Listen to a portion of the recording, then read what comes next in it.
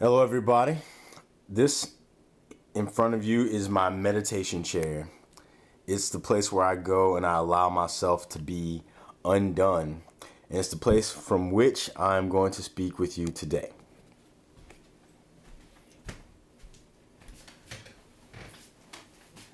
Hello. So, why do I have a meditation chair? Well, ever since I was a kid, probably, I don't know, junior high school or somewhere like that, I've always had a chair wherever I lived that I sat in, and I just kind of let it be my place where I allow myself to just let go of everything, period, I guess. I didn't know that I was meditating when I used to sit in the chair back in the day, so I never called it a meditation chair. But when I was a youngster, I used to have a lot of things going on, a relative amount of drama in my life, and different pressures and stresses. But somehow, some way, I discovered that besides walking in the nature, walking in the woods and things like that, I found that when I sat in this chair that I had in my bedroom, that when I sat there, I could start to feel things kind of just drop off. And it was, I don't know what to call it, it's just like the greatest experience. For some people, they might not consider it a great experience, but I felt that it was because it allowed me to drop the ideas of who I was supposed to be. If you see the title, I'm sure you have, it's called Take It All Off.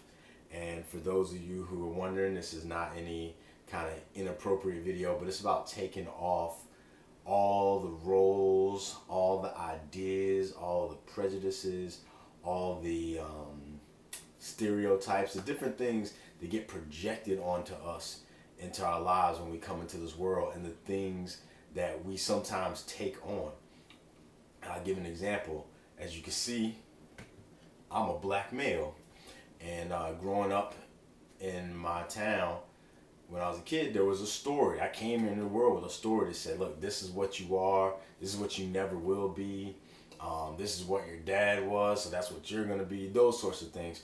And that's just the way that our society kind of does. They tell stories about different things. That's how we convey information. Unfortunately, some of us are not born into a situation where we get the best story. And so we have to go through that struggle of either rewriting the story, coming up with our own story, or making peace with living in the story that someone's given to us. I, for one, have chosen that a life of discovery where I try my best to live into the story that I think God has created for me. Now, what the story is, or whether there's a punchline of the story, in actuality, I really don't know. The best way that I frame it is through the Christian context and the studies of Jesus' teachings, and that's a choice that I made. It's not something I feel like I have to do. It's not something I feel like other people are compelled to do. In fact, it's a story that I once took off and then decided to put back on. And so that's one of the things I want you to learn from this video today, is that sometimes you can take things off and then you can choose to put them right back on. That's the liberty or the freedom of having the keys to the kingdom, if you will. For example, none of us are the race that we see ourselves to be. None of us are the social economic status that we see ourselves to be in. None of us are the lies we tell ourselves about ourselves. We are not the guilt, nor are we as great as we sometimes tell ourselves. They're all stories that we make up, and then we embody those stories, or we try our best to embody those stories, or we try to get away from those stories. But in and of themselves, we are authors who are unaware of our authority. We have an opportunity in this life to write the story of our lives. But most of us don't know that. Many of us don't know that, at least. And so whatever story's been given to us, we think that we have to keep that story onto us.